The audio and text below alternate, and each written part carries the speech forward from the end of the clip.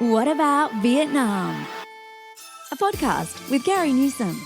The series where Kerry talks with travellers about their experiences and adventures. Find out more about Vietnam from the people who have actually been there. What about Vietnam? Whether it's adventure, exploring the culture and cuisine, shopping, or just soaking up the sun.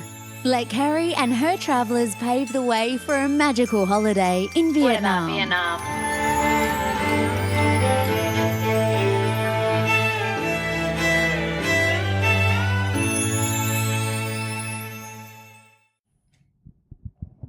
Xin chào and welcome to What About Vietnam. Look, here we are, still in Saigon, and I'm delighted to still be sharing my Out and About mini-series with Kelly McCarthy. Say hello, Kelly. Good morning or good afternoon, listeners. Look, we have had a fabulous time, and the reason I wanted to produce this next show, well, the one we're in now, is because we just kept uncovering more and more things, and we said, we need to do another show. We just need to expand. So this one is really intentionally going to be quite chock-a-block with some of the experiences that we managed to do during the last few days, and hopefully for you, when you consider coming to Saigon, which for many of you is really just a leapfrog location. You come in, you go out, and you go somewhere else. You know, we're kind of thinking more around that you might want to extend your stay a little bit longer because there is quite a bit to do. So I thought we'd start at the very, very beginning when you've booked your accommodation or we've got you a hotel that either has a breakfast included or it doesn't. Now, to be really true and fair and like keeping it all authentic, Kelly's looking at me with this great cheesy grin because we're talking about breakfast. And I'm not a big breakfast girl. But let me tell you, Kelly is a breakfast lover. So I'm going to ask her to speak to the breakfast scene, the cafe scene for that option. All right. So for myself, I've been going out and having breakfast each day here in Saigon while Kerry's been catching up on, I think, a little bit more of that beauty sleep. So I have just done Google searches. I like to try a different cafe each day. You have multiple options. So basically, if you quickly do a Google search of Western breakfast near me, if that's what you're after, keeping in mind you've got all of your street food. So if you're wanting to have traditional Vietnamese breakfast, there's a couple of great ones that I go to and frequent regularly. One is called the Running Bean. There is 2 locations in District 1 for that. There's also another great one I discovered this time. It's called the Godmother. That was fantastic for breakfast. Keep in mind also you can, if you do want to have a buffet breakfast and you're not staying in an international hotel, you can actually go to those and purchase breakfast and sit in the hotel and have breakfast. So that is another option if you sort of want to stay in a hotel that's just a little bit down in the price rankings and then you want to do an exquisite breakfast, that is an option. So keep that in mind. There's a couple of other places, the Runum cafes, they're scattered everywhere and they have multiple options when you go for breakfast. You'll find one of those in Saigon Centre and also in Vincom Plaza, both in District 1. So plenty of options out there if you want to go from traditional to fully Western. And, you know, I kind of kick in with Kelly, you know, around the more cafe, coffee kind of time of day. So I'm more that midday. I'm more that brunch is what I'd like to call it. Thanks, Kel. But certainly I really love my coffee, and coffee is definitely on the menu here in Vietnam and certainly in Saigon with the cafe scene. So there's every 50 metres you're going to find a coffee or cafe scene option anywhere you go. And that's a great time for me to then kick into the second morning snack, which is my coffee and Cake Delight, which, let me tell you, are everywhere. I'm like a bunny looking for the next food place just to try something different. So Kerry gets the giggles each time. It's, it must be cake o'clock. So off we go. She has her mid-morning coffee and I have my second bout. Yeah, look, if you need someone to try something or to sniff out something that is delicious, she seems to have antennas that will, look at that over there. We need to cross the road now and we need to, sure enough, we open the door and it's this glorious scene of cakes and smells of coffee and, yeah, delicious, delicious. Now, Kel, we got to think about planning for the day, girls and guys. Now, I've got a really big guys audience. So to you out there, this is kind of how we think things could roll for you. So depending on your appetite, depending on, the weather, like how hot it is, depending on whether or not you're an adventure seeker, maybe you're a historian, there's just so many options apart from your main tourist attractions, so places of interest. Adventure-wise, you can definitely go out and do the Coochie tunnels. You can go and explore the Mekong Delta. There's lots, and you can do that through your hotel or you can do that through a local agent. We have a guy that we deal with, Lee Hogan, who does a fabulous job for us and for some of my clients. So we would definitely put him forward for that. But if you don't want to miss the game, or you've got to watch that match or something like that, you might want to head to a bar called Fatty's. That's Phatty. Yes. And it's pretty famous for, you'll find a lot of people seeking the same thing in that bar. A lot of expats tend to go there. And, it's just kind of a famous place for keeping up with sports and things like that for that taste, I guess. Now, Grab is easy to get around to find Fatty's. It's in District 1 and, so for that kind of interest for you guys, if you want to let us girls go and do our thing, which might be totally different, that would be our recommendation. Kelly?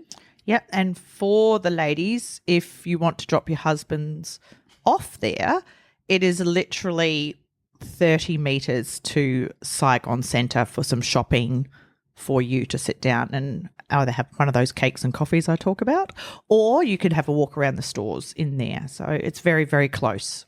Yes. So that's a good segue into us talking about shopping.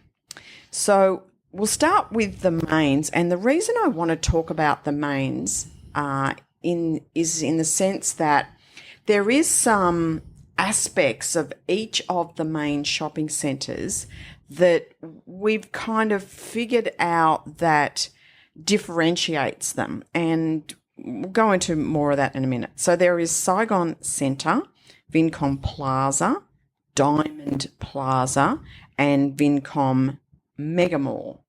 So, Kelly, maybe you could talk to us a little bit about some of the key differences between the main ones being Saigon Centre and Vincom Plaza. Mm-hmm. So, Saigon Centre has a large department store in it called Takashimaya. It's a Japanese department store. It is a high-end Japanese department store, but if you go to the lower levels in there, you can get some great specials downstairs as well. There's lots of little boutique stores through that shopping centre. And that one also, so Takashimaya also looks after all the ladies' fragrances, skincare products, such as your Estee Lauders and, all of those skincare groups. It also has a couple of stores that are the store independents, such as your Chanel, NARS for skincare. And then you've got your rotating levels in that centre for other things like your Calvin Klein, and a lot of other independents. So that's the individual boutiques there as well. Where if you go across to Vincom Plaza, that will then have things like Zara, H&M, and another lot of independents, but they don't seem to double up in the larger stores in the same shopping centres like in other countries do. So that's where it is. Vincom Mega Mall is out in District 2, very similar to Vincom Centre here, but on a larger scale. And then Diamond Plaza is very, very high end. So that will have your Burberry's, Prada, all of the fragrant houses, and then independent brands going up through the levels is there as well.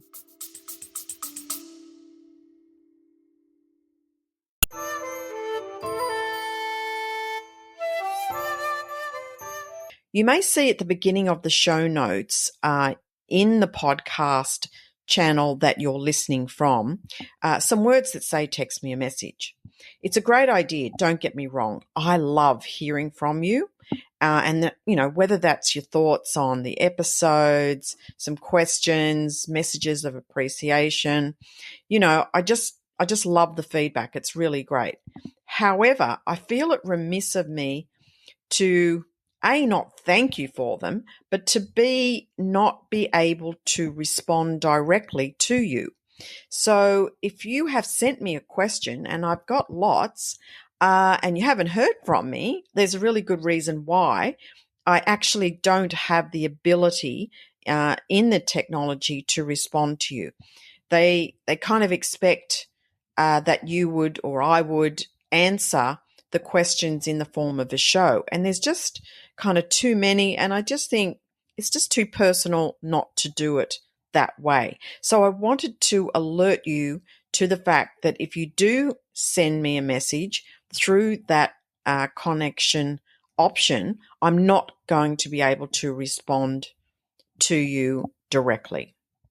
So if you do have a question, and it is time sensitive, or you want to send me any kind of message, can I suggest the following two ways? One, send me an email to whataboutvietnam@gmail.com. That is the email address that I have the most constant access to, and I will aim to get back to you ASAP. Secondly, if you go to the website for the podcast, which is whataboutvietnam.com. If you scroll right to the bottom, there is a chance for you to leave a voice message. Now, in that voice message, I can respond to you equally with a response in voice. So if you want a quick response, that's your next best way.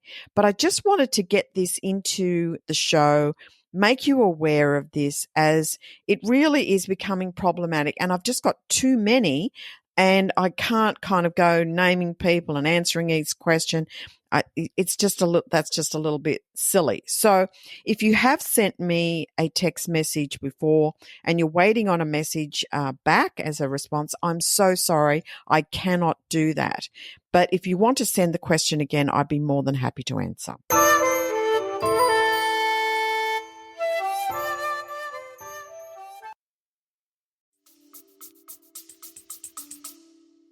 And these major centres, sometimes people think of them and say, oh, who wants to go to Vietnam and go to a shopping mall and that kind of thing.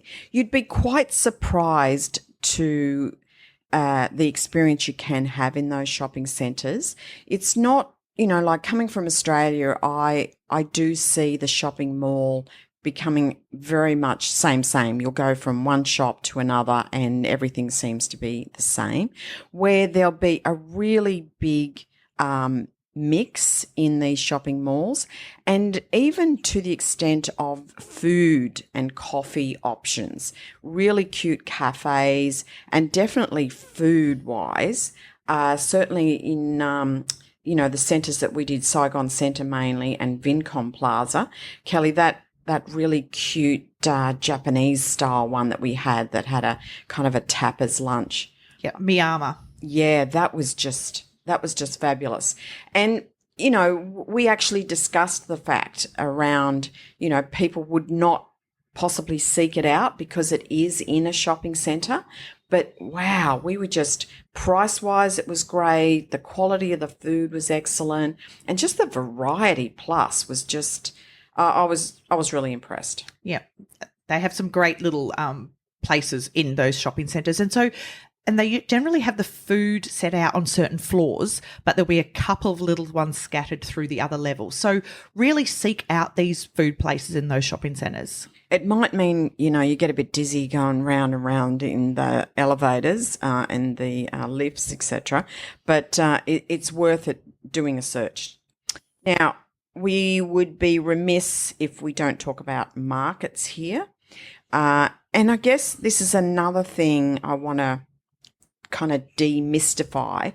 Vietnam is not just about markets. Definitely not. It's just not now the focus being on copy products and all the rest of it. It has come up into some really high quality artisan goods, creative concept stores and things like that. So the markets are definitely there, and it's an experience you do need to do, I think, at least once. Probably Kelly and I have done it quite a few times. So we're well practiced in the Bentan markets and the Saigon Square. And Saigon Square is kind of a very smaller version just opposite Saigon Centre.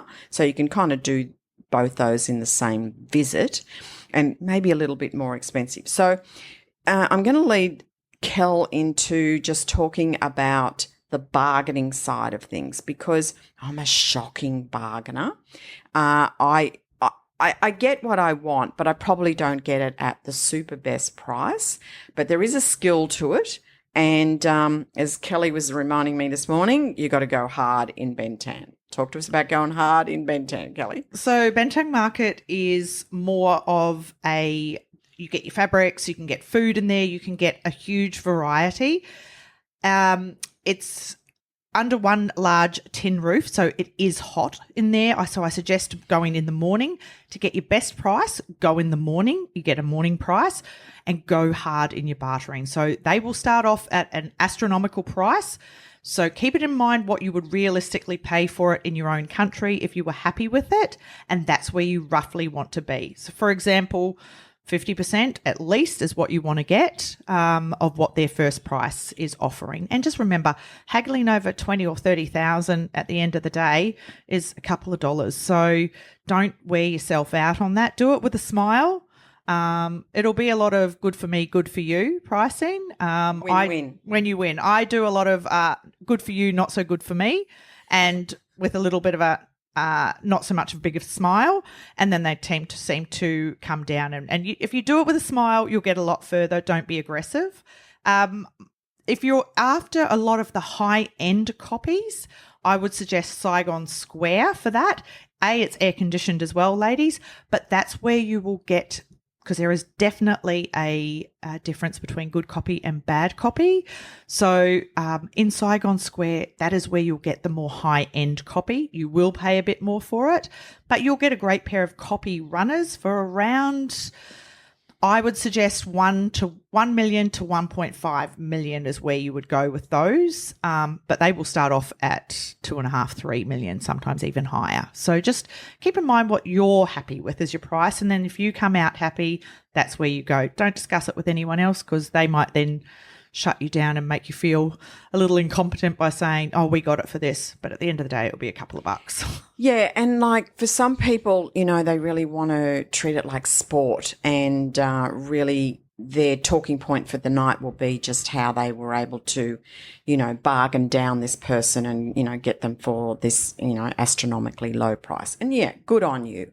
But this is these people's livelihood too. So I don't, Kelly mentioned, 20,000, 30,000 in your own currency. You're going to find that's, 30 cents, 50 cents, $1, $1.50, $2. And you go, well, if it's really that important, move on. But if you really want that item and, it's just worth walking away with you both smiling, with a win-win situation. Sometimes it can be a lot of fun. They make jokes and, it's a real event. So you can you can really enjoy your time. The other part of shopping here in Saigon and certainly around the country is becoming more prevalent, and I'm seeing more of, and I'm delighted to do so. And that's the concept stores. So that's where, locals are designing their own goods and making their own goods locally, sometimes out of local produce, and they can be really interesting. So we kind of had a really good look around the Catanat building, and it's opposite H&M, and H&M is in District 1. District 1, and it's in Vincom Centre. And in the Vincom Centre.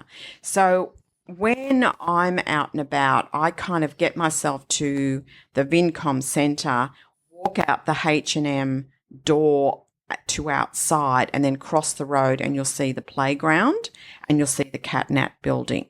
And that's how I best describe for you to visit these stores. So definitely make a time to visit these. Now, you're probably not always going to find your size, and if you are a mixed size group of people, like in your family or whatever, unless you the small, very small size 10 and under, I buy lots of sunglasses, earrings, bracelets, handbags. Yes, and look, occasionally I can fit into them.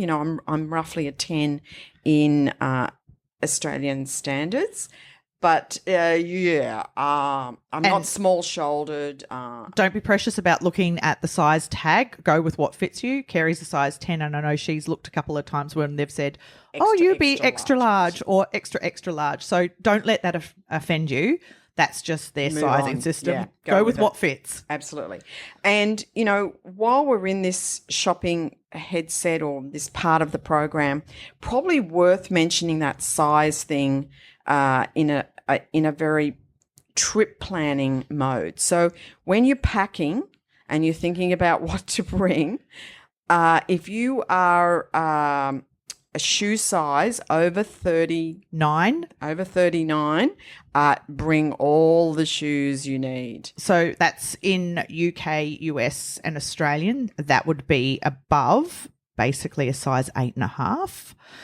If you're a size 9 or 10, you have got no hope in getting shoes here unless you buy men's shoes. Yes, but I mean, I know even I took my my grandson here, and he was a size 13. We couldn't find anywhere like shoes to fit. And, my husband coming over for the wedding, and I'm thinking about, shoes. I'm going, 11, 12, is that going to fit? Maybe. But then we're stuck, and he's got, runners to wear to the wedding. So no, we won't be doing that. Mm-hmm. So, but for me, I'm a 36. So I can pick any shoe off any shelf, and it's just a delight. And devastating for me. Kelly stands there and growls. But, seriously, it is a pleasure for me to buy shoes over here. So I get all the really natty bits and pieces. So I buy a lot of shoes, girls. I'm just putting it out there. So, and the other aspect, a little bit delicate, but in the underwear and bras. Ladies, I'm a size 18 and a size 18D in bra cups. Please don't forget this in your suitcase, because you are going to be doing a lot of non-underwear moments. If you do, you will never buy them here at all. For example, I even asked a dressmaker if she could insert a bra into my dress so I didn't have to wear a false bra. She just looked at me with this horrified look and said, no cup size big enough. So no, and they don't know how to wrap their head around women with busts. So, if you King Kong comes to mind for them. But have you seen them try to get their arms to get around you when they're doing that tailoring? They've got these, beautiful, delicate figures, and they're kind of stretching themselves to get around you. And I get a lot of bear hugs when they're trying to measure me. Yeah, I know. It's crazy. But so don't come and then get stuck with, oh, I really should have bought another sports bra. I really should have bought. And think cotton also definitely in the hot months, because 90% humidity is an average day. So when you're out and about and you're doing things, I've got to tell you, you are really churning and burning clothes, just pure saturation point. So yeah, just we thought that was definitely worth mentioning for you, because we want you to feel good. It kind of goes for you guys too. So you are not going to find extra large underwear if you forget them. Yeah. Most men here would be a 28-inch waist at best. True. So True, Dad. don't forget your underwear, gentlemen, as well. Okay, point noted. Now, I'm leading now down the path of tailoring. Now, we have to kind of, there's a bit of a caveat with this with us, as we have done, as you can tell, lots of shopping in the past and in this trip, but also we've done a lot of tailoring in the past, etc. But we wanted to try tailoring in Saigon. Now, I really have to invite Kelly to share her experience, which came with a reference from a local. So we didn't go in blindsided. We went into this place, as being told that this was a quality tailor. So over to you, Kelly. So going into the tailors here, first tip, be very direct with what you want. Don't sugarcoat it. It's very direct. Pictures are a great thing, and they're a great thing to keep hold of to reference back to. For example, our tailor here, I showed pictures, told her what we want. I came back and it wasn't how I'd requested it. They tried to say, "You not tell me this yesterday." So I quickly snapped to my phone, pull up the pictures, show them that what I requested is not in the imagery. I think in my situation here in Saigon, had I just nodded and said, yes, very happy on the first fitting, all would have gone well. But when I wanted them to tweak a few things, change a few things, and tell them basically that their tailoring wasn't up to scratch for what I wanted, things went a little pear-shaped. In the end, I just walked out saying, thank you, I take this one, I hate it.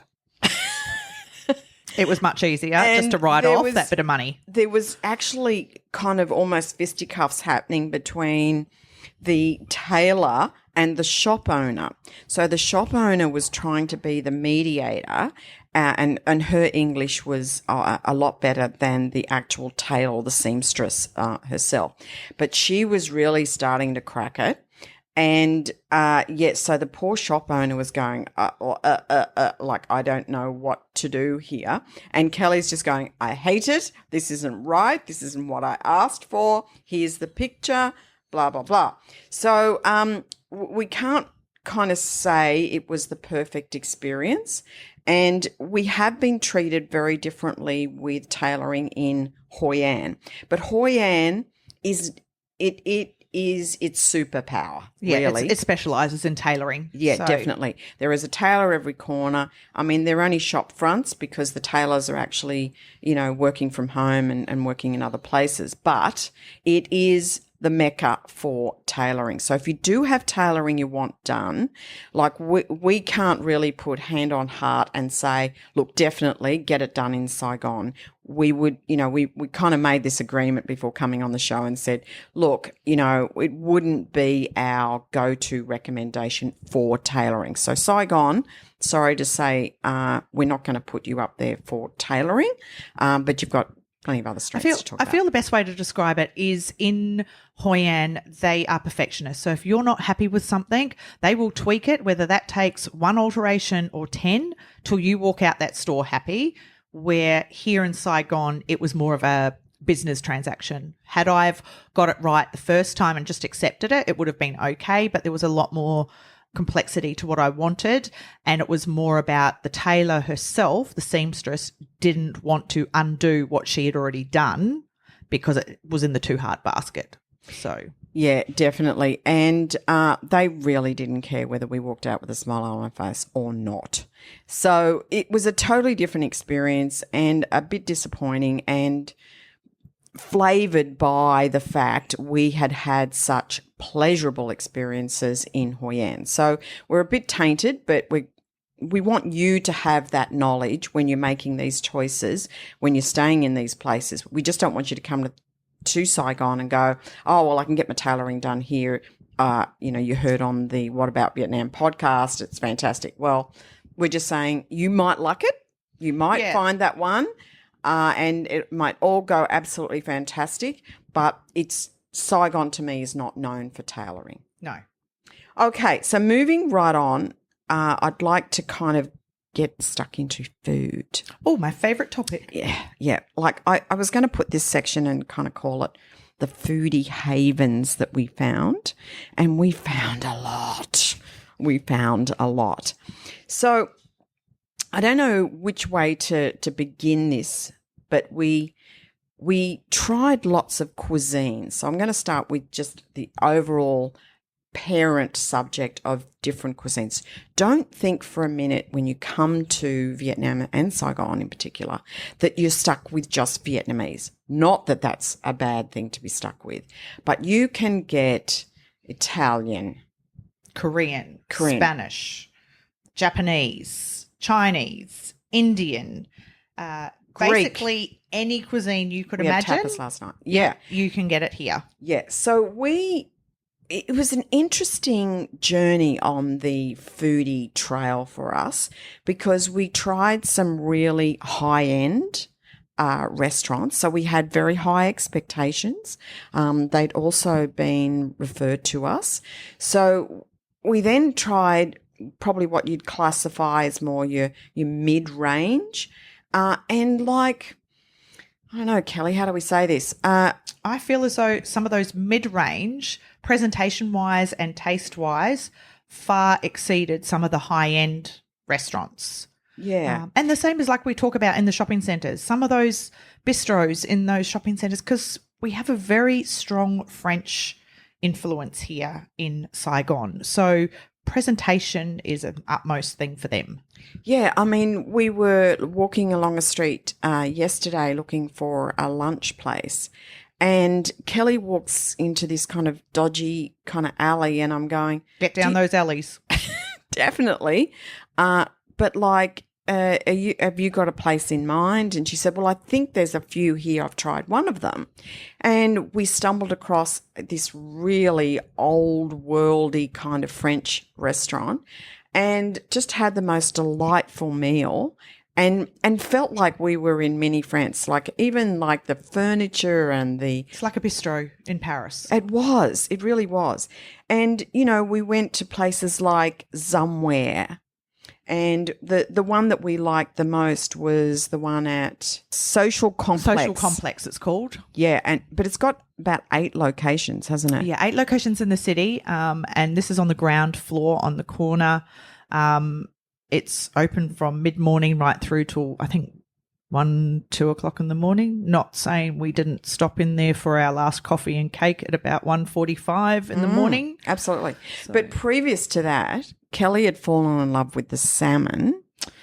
They did an amazing salmon sashimi with a truffle vinaigrette and a small amount of caviar on top of the salmon. I think you get about 8 pieces. I probably could have had about 4 plates, but did stop at one because I needed to move along to the next food location. So progressive dinners here are a delight. Just Absolutely. Have a nibble at one, move along to the next. Don't commit to just one restaurant.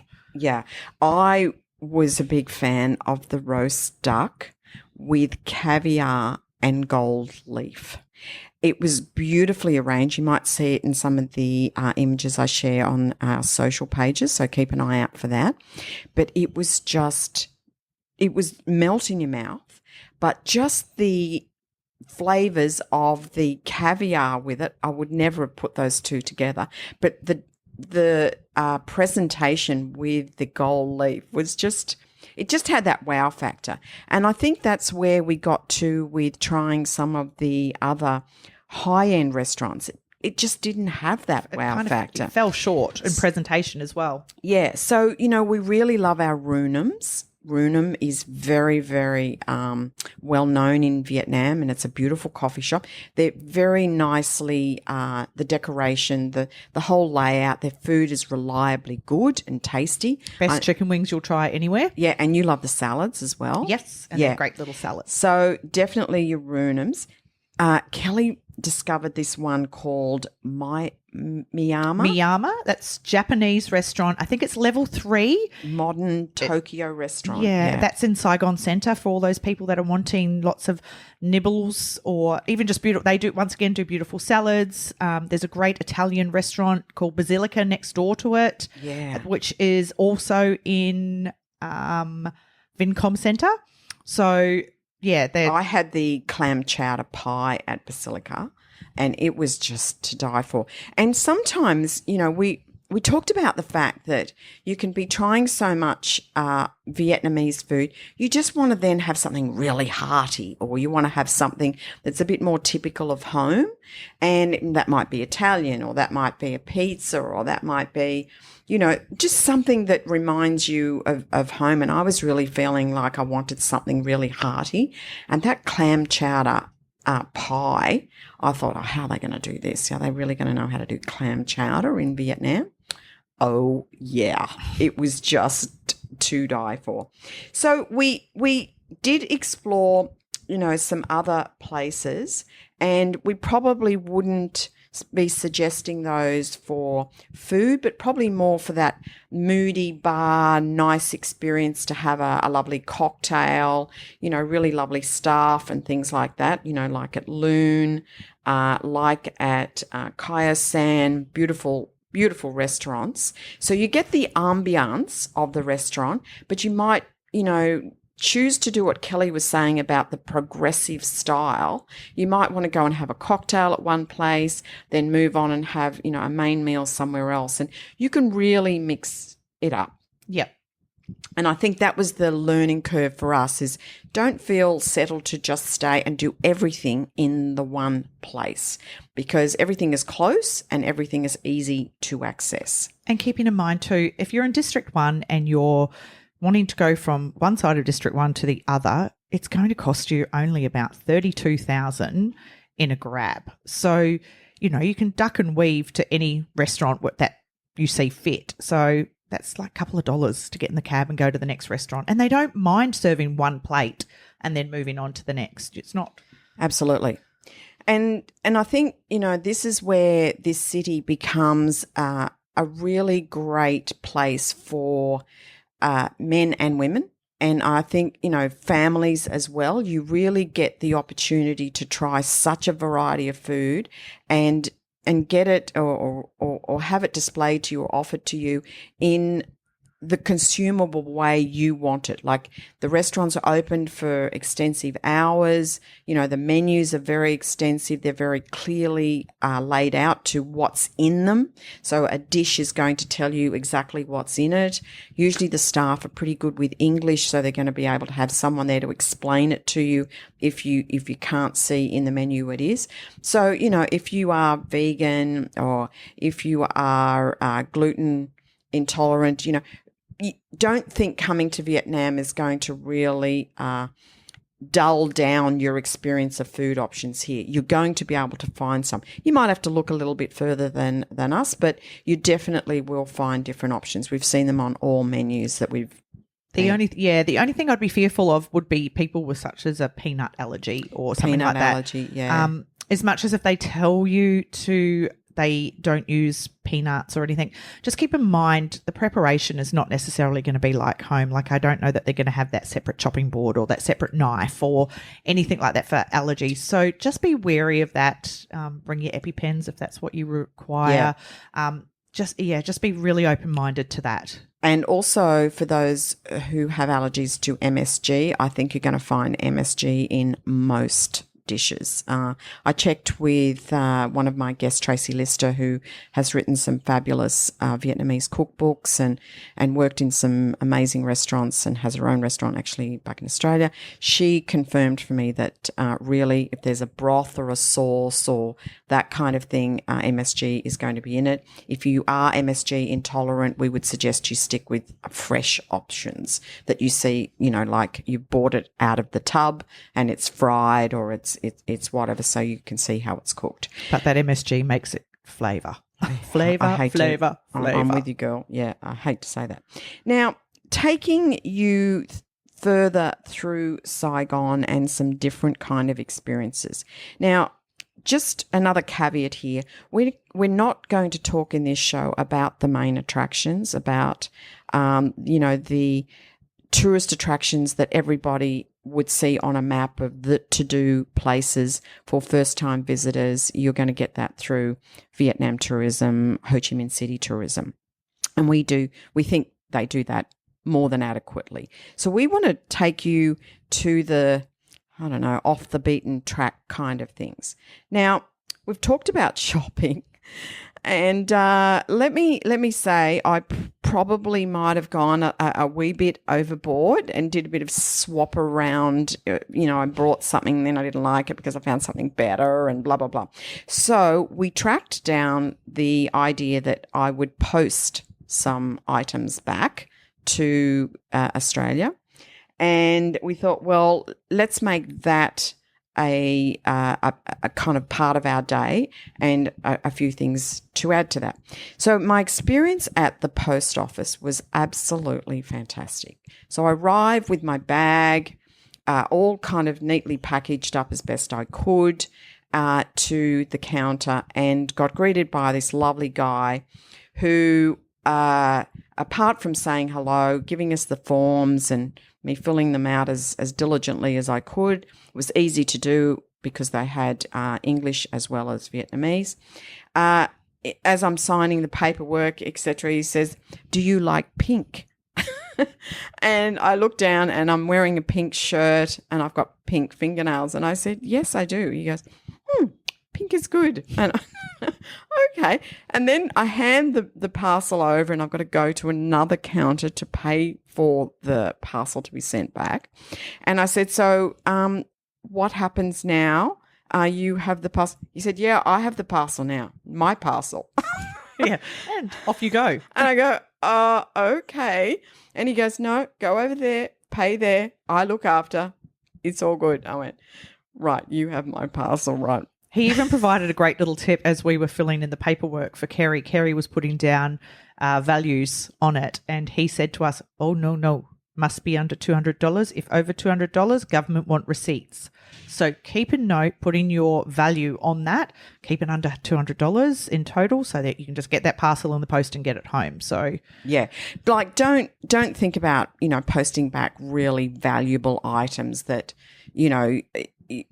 are either sentimental to you or have a high-end value. Like, I don't think along those lines. I'm just really swapping out getting rid of the stuff. bulk. I'm getting rid of bulk and heavyweight things that I've changed up.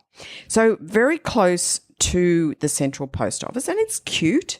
We really, had a quick walk around and did a few things. It's actually on the list of visit places for the city. So if you'd like to check that out, please do so. And now you've got it in your back pocket.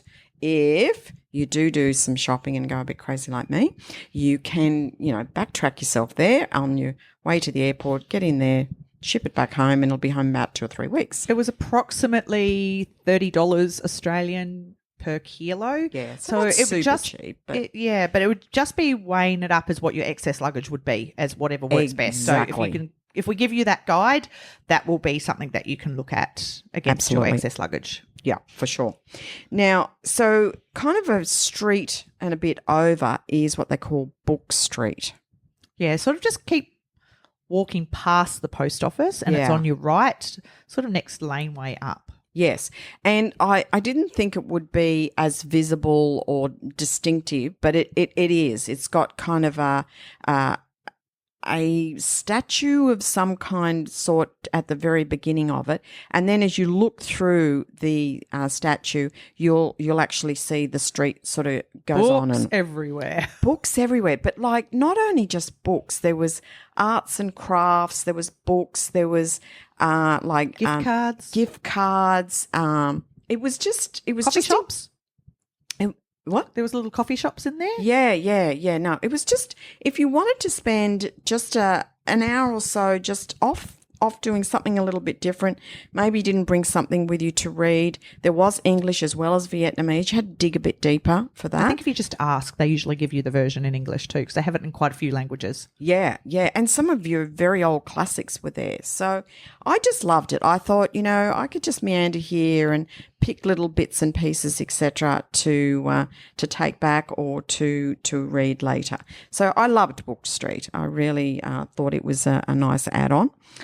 The other thing that Kelly's got me onto, which I think is a fun thing to do when you're wearing your white runners, shoe cleaning. Kel, talk to us about shoe cleaning. You will get this wherever you walk around in District 1, but mostly near Saigon Centre markets and Bentang markets. You'll be walking along, you'll have some little man carrying a little wooden basket come up to you and he'll just point to your shoes. Generally what they're wanting to do is clean them, and it's okay, people, take them off. The first time I did it, I did watch him walk about 30 metres down the street to clean them, thinking he's just taken my brand new Skechers. But no, he did come back with them. So they will give them a good clean. They generally take them away from you, and I think it's because of the dry cleaning fluid that they use on them. But they come back dry, spotless. The price for that for everybody is $50,000. So just to let you know, they start trying to sting you a little bit more. It is $50,000 dong.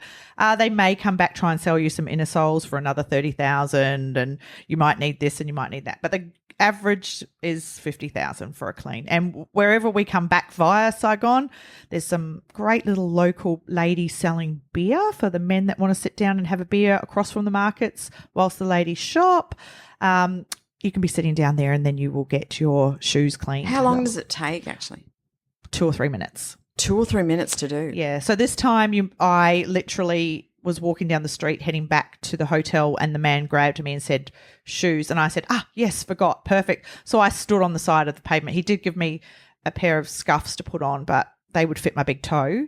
And so I sort of just stood there on top of them. So I wasn't with bare feet on the pavement. I was going to say that pavement would be hot, wouldn't it? Oh, no, it's not so much the heat. It's more the colour of the pavement. Oh, right. So I just stood there on top of the little shoes while he cleaned them for me, and it was literally a couple of minutes. Paid him my $50,000. We both smiled at each other, and off I went with clean white shoes again. Oh, love your work, girl. Love it. Yeah, look, these opportunities come up and you do sit there and you go, will I, won't I? What's the risk factor here? And that's why I hope you're loving our show, because we're telling you as it is, how it happens. And look, we can't hand on heart say, when they take your Skechers, they're not going to run off into the hills. But, on average, that won't happen. So, just use your sense and sensibility headset. Have a bit of a laugh with it. Have a bit of a laugh. What's the worst thing that can happen? They can run off with your Skechers. You're going to go and buy another pair down the street. So that's how we think about it. But we don't expect you to, but and be prepared to be touted if you're sitting down there while you're having a beer. You are going to be offered a bookmark, a magnet, a pair of sunnies, a fan, some twisting, noisy toys, all sorts. So you, in the end, my suggestion is make no eye contact. That's my best suggestion. Yeah, and I think after the experience with the tailor, and I hate this, I think you've got that eye thing going down. You will see what I am thinking from my eyes. Yeah, I'm totally with you. So then the other thing that is on our list of to-dos is to visit our partner worldwide hospital, the dental hospital that we have a partnership with. And Kelly's been going back and forth to this hospital for over 10 years. So she always includes a visit there to get her teeth cleaned or whatever. Bit of a checkup.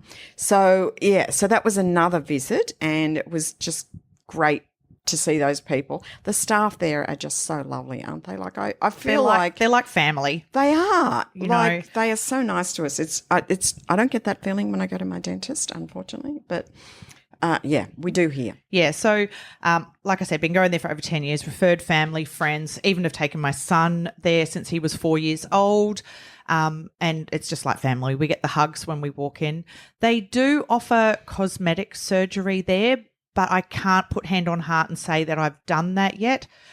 Keep an eye out. I have had a couple of quotes done this trip, so I may venture down that path to be able to refer it.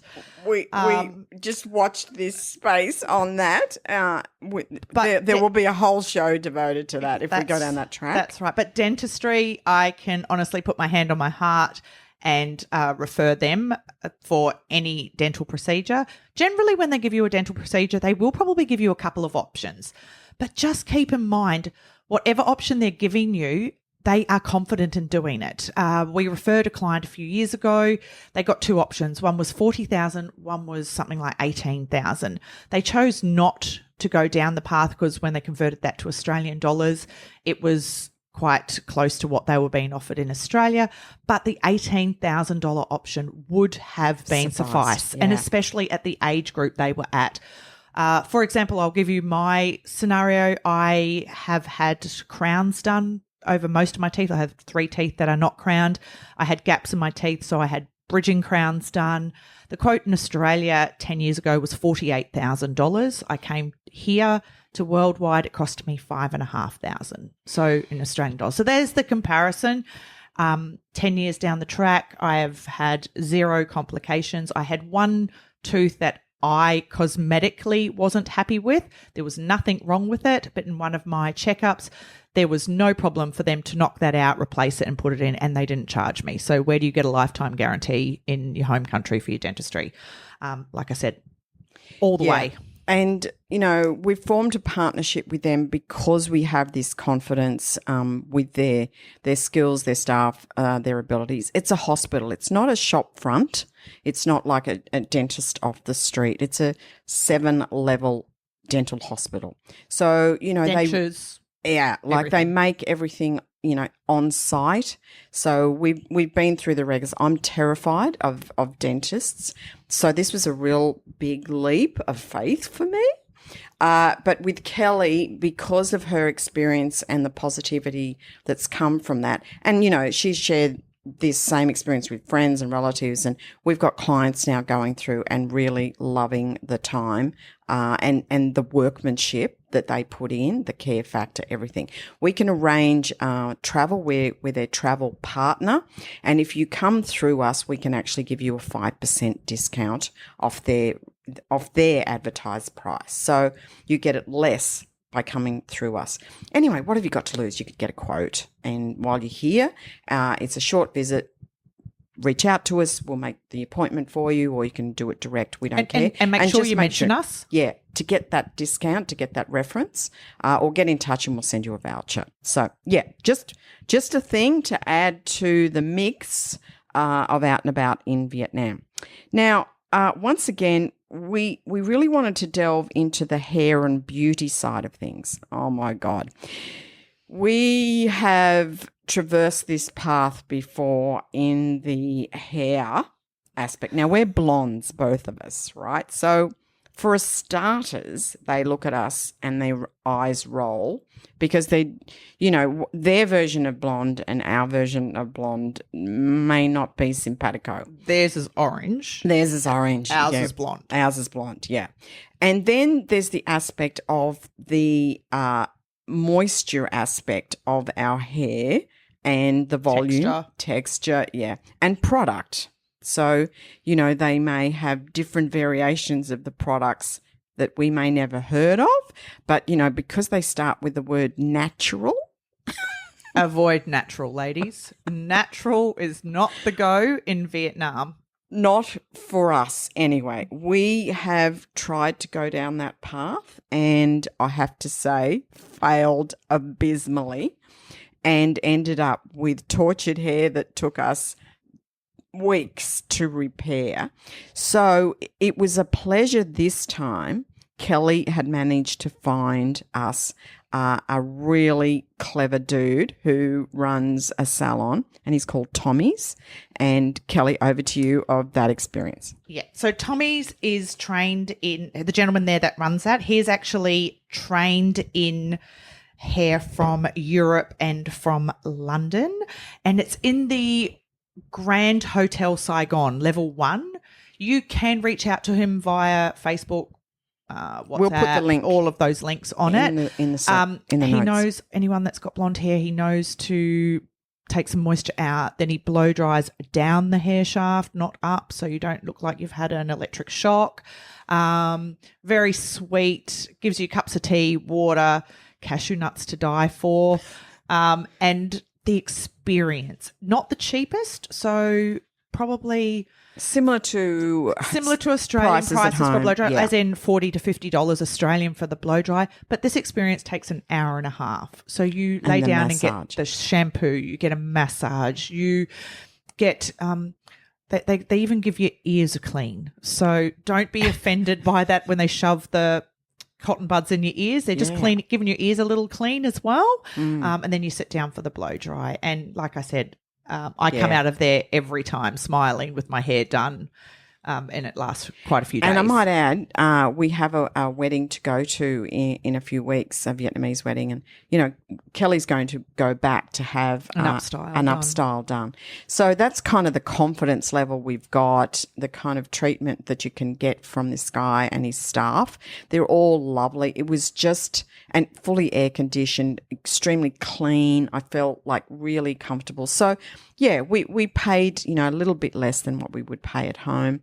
But, you know, it wasn't the cheap and cheerful. It wasn't with natural products. It was with good quality products. And I walked out with hair that I could. You're proud to walk down the street with. I could. As opposed to our last experience. I don't think I'm even game enough to share with you some of those photos. And I might add, they use some product which I was allergic to, so I turned into Elephant Man, and my whole face. So I couldn't get enough antihistamine, Panadol, whatever I could get down my throat to calm my system down because it just went berserk. And I ended up with a frizz ball of hair. Dry frizz ball of hair that was expanding as it got drier. They rinsed our hair in the natural, to give you ladies an idea out there, in lotus water. So yes, I'm talking about the cricket lotus, the locust water, which was black. So I was terrified that I had blonde hair and I was getting black water put all over it. So needless to say, natural is out. Hit me with any chemical you can.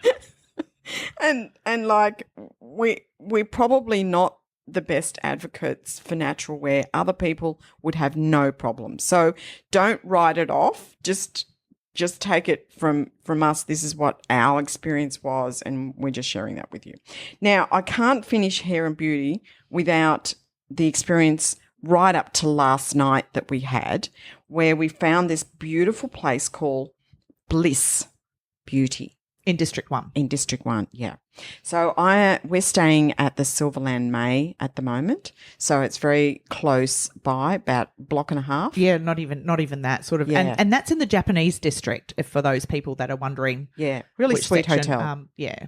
Anyway, so we stepped into that doorway because they were offering pedicures and eyelash perming, and they do extensions if you need them. Extensions and all the rest of it. The girl was lovely. She had very good English. So she was kind of your meet and greet person, where everybody else in there couldn't speak much English, but still talented in what they did. So I had the eyelash curling and the tint. Yeah. It's a long process that was like 45 minutes was the time period, but just wrapped. The pedicure alone was fantastic, but that process to get that done, like this morning I'm looking and I'm going, you know what, I'm not going to need makeup on my eyes for the next few weeks, which is just going to be fantastic as I go further out and about in Vietnam. And yeah, I just thought the whole experience was good, don't you? It was amazing. I must admit for myself, though, I did go to have the eyelash perming done, and I did start to feel a reaction. So I did put up with it for 5 or 10 minutes, and then it was just starting to get too irritable.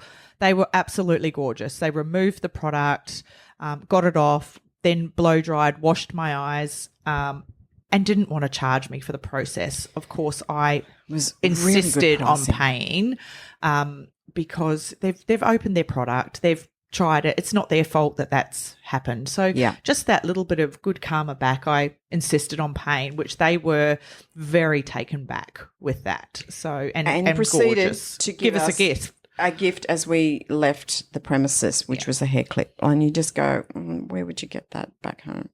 Anyway, it's that smile, friendliness that gets you across the line. I'm kind of conscious of time, Kelly, and my listeners, I know there's a lot in this, so I hope you are enjoying it. I just want to wrap up with a very quick overview of Saigon After Dark.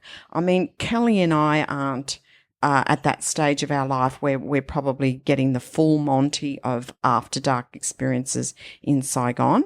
But we definitely did venture out, and I think we already covered with you the Saigon where it's like a cigar cocktail bar. We would definitely suggest that for that experience. We mentioned the Zumware, which we went for the salmon, we went for cake, like that was all through the night. We mentioned the acoustic bar. There is one in D3 and D2. D2 we think is a little bit more westernized. It's one, international expat area. Yeah, definitely. And I just think the theme of the music and the whole environment. They have one band on for the whole night, where D3 tends to be every 3 songs it's a different band on, and many more artists. Still all very good, and it's an absolute fun night. I mean, these places don't charge you a door fee, but you'll pay that a little bit more in your drinks. So just be aware of that. Kelly can speak a bit more to Buivin Street more than me. Kel, do you want to just expand a bit on that? So Buivin Street is worth, whether you go out at night, whether you want to hit the bars, whether you want to do anything, I think is a great place just to go down. The lighting, the system of it all is worth a walk through.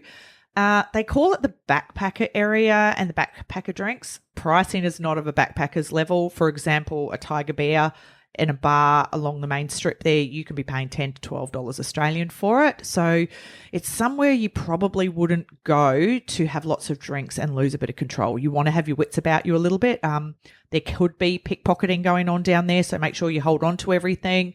I took my 13-year-old through there and he just thought it was amazing. There's live music. Yes, there's some girls in clothes or lingerie or men in jeans with shirts off dancing on podiums out the front, but it's not offensive. It's just an experience. It's just an experience. Yeah. So you could probably get into the seedy underside of it if you wanted to, but just for an experience to walk through, just the lighting and everything, it's amazing. Yeah. I mean, the only caveat I want to share on that one is just being careful with your drinks getting spiked and things like that for everyone. So just keep your wits about you, and but yeah, definitely worth a wander through. I want to wrap up, if we can, just on a couple of travel tips, just some things to help you along the way that we think would be handy. I want to talk to you about getting a SIM card. Obviously, having data when you're out and about, you'll definitely be able to get Wi-Fi as soon as you put your bum down pretty much anywhere. Hotels, restaurants, cafes, beauty places, bars everywhere. Everyone's got it. Everyone's got Wi-Fi. It's an basically a fairly unsecured option for you. So don't maybe look up your bank accounts in it, but you'll definitely be able to get your Google Maps and your Grabs and everything. But if you want to get a SIM card, Kelly's got some really great advice for everyone on that. Yep. So generally, one of the main ones here is Mobifone. So you can actually buy that, I think, at the airport, but if you go into Circle K, which is just like a little 7-Eleven or your little convenience store, you can get the SIM cards in those, and they are really helpful. They will even put it in your phone for you and set it up. So, and then it runs for a month, what you purchase. So generally I would say to everybody, put 100,000 dong on it. That's going to last you a fair while on it. But then as you need to top up, you can just go back in there, say to them, you need to top this up. They will check your credit for you. They will show you how to put it on, or they will even put it on for you. So the tip for that though, I have had somebody traveling with me previously from America. She bought a burner phone from America. Didn't work for her. So I think they need to be ensured that they're unlocked. That's an unlocked network phone that you can then just drop another SIM into. And yeah, like I said, we've got one here that we use, and we swap it around if we're here. But for myself, coming from Australia on a short stint, I just use the $10 a day option. That works well for me. I think the SIM card comes in for people now that we've got the 90-day visa and we've got the multi-entry, over 3 months. And if you're moving around the country, as you know, on the Out and About series for this trip for me, I'm going to be in Vietnam and across a lot of outback, for want of a better word, locations coming up. Please stick with the show as we get around. And I think the SIM card is definitely a good idea. Definitely. Because you do want that access so you don't get lost. You want Google Maps to understand. It might say Google Translate with your driver, or, just situations which over an extended stay. If you were going to do, a week or a fortnight, well, you might weigh up the options to see what's easy. But the fact that you can top it up at Circle K, if it's an unlocked phone is the key, Mobiphone is the brand. So I think just we wanted to make sure you got that. Using ATMs is the second thing I wanted to talk about. Now, I have traditionally used ATMs. I'm not really good on that devil of detail as far as every single transaction fee I get charged. However, I do mostly use credit cards in hotels and major shopping centres, etc. It's where I need cash. I try and limit it to getting as much cash out of the ATM as you can. Traditionally, that's around about 3 million. Some will only do 2, which is a real nuisance, but 3 is about the average. You can sometimes go up to 5. Best places to do that would be, your Saigon centres or your Vincoms if you really want that safety kind of thing. So you've got to kind of get your head about you. And going through dong with lots of zeros, you can go through it quite quickly, because remembering in Australian standards, $1 million dong is about 66 Australian dollars at its worst case. So just to keep in mind, having cash is really important in a lot of street stalls and very outback areas, where if you are in your major cities like Saigon and Hanoi and Hoi An and Da Nang and big cities, you will be able to use your cards fairly easy. Now, the trap in using the ATMs, I'm definitely going to lead Kelly into that, because she's been able to identify some things with fees. So if you're using an ATM, yes, they'll give you a great exchange rate, as Kerry's always said. However, I did mention to her the other day, just have a look on my card for my bank fees. Now go and look at yours. So this will vary from bank to bank, but you are going to get charged. For example, I took out 5 million dong, and I had a bank ATM fee, then I had an international transaction fee, and then I had a conversion fee. So to take out that 5 million dong, I got charged bank fees of about 17 to 18 Australian dollars. So it doesn't make it that great when you're doing that. So that's why we say maximize taking it out. Depends on convenience. In all my years of traveling here, I've always bought cash. But that's how comfortable you feel traveling with cash. You can get a great exchange rate for those in some of the jewelry stores, and also all the gold shops.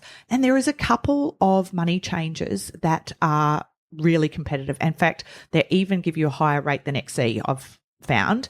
You're a pretty good negotiator with those gold traders and those exchange And the other places. tip too, if you're changing $1,000 or something at a time and they've given you a rate, if you've got clean, crisp $50 or $100 notes from Australia or even from your own country, ask them, is that the best rate they can give? They will usually increase it if you're doing a larger transaction too. So keep that in mind. My other tip is changing money cash in Saigon. You are going to get a far better exchange rate than what you will if you changing money in Hoi An or Nha Trang or any of those other places. You get a far better exchange rate here. So, and sometimes in those other places, it gets a little hard to change cash too. So Saigon's your spot when you're doing that. Absolutely. Or Hanoi probably as well. And as far as the ATM machines themselves, we suggest to avoid HSBC. They have a higher charge. They do.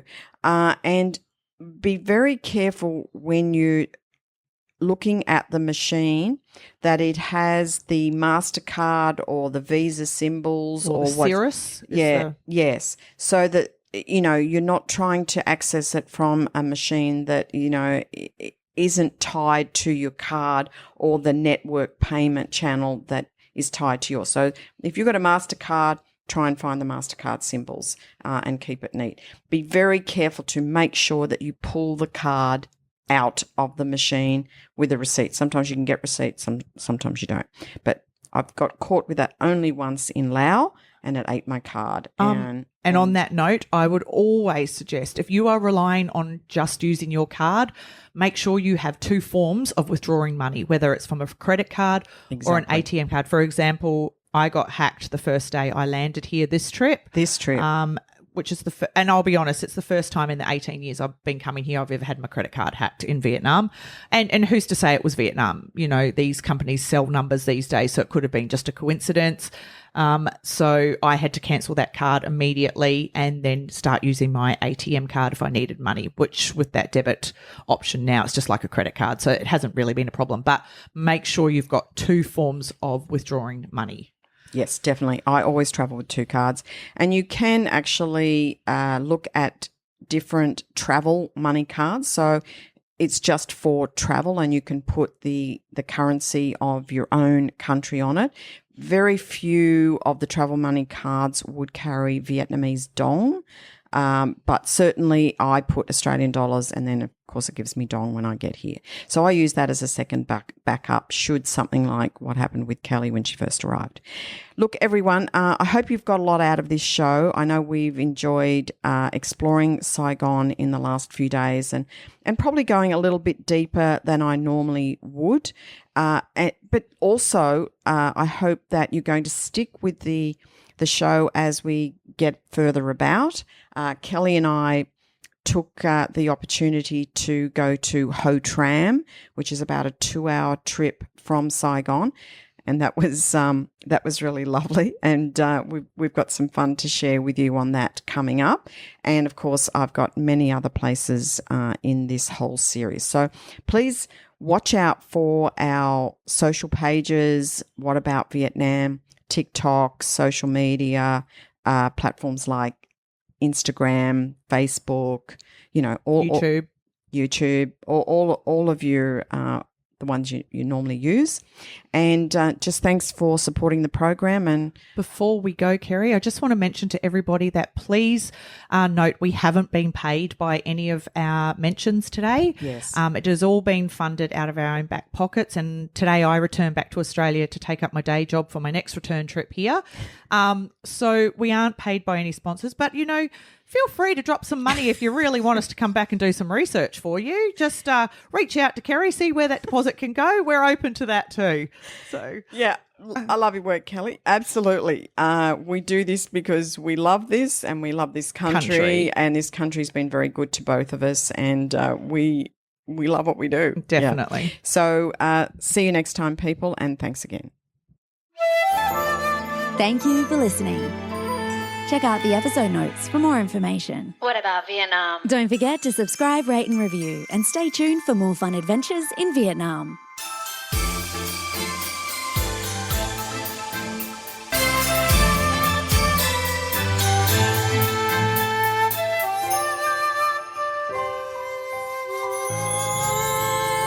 What about Vietnam?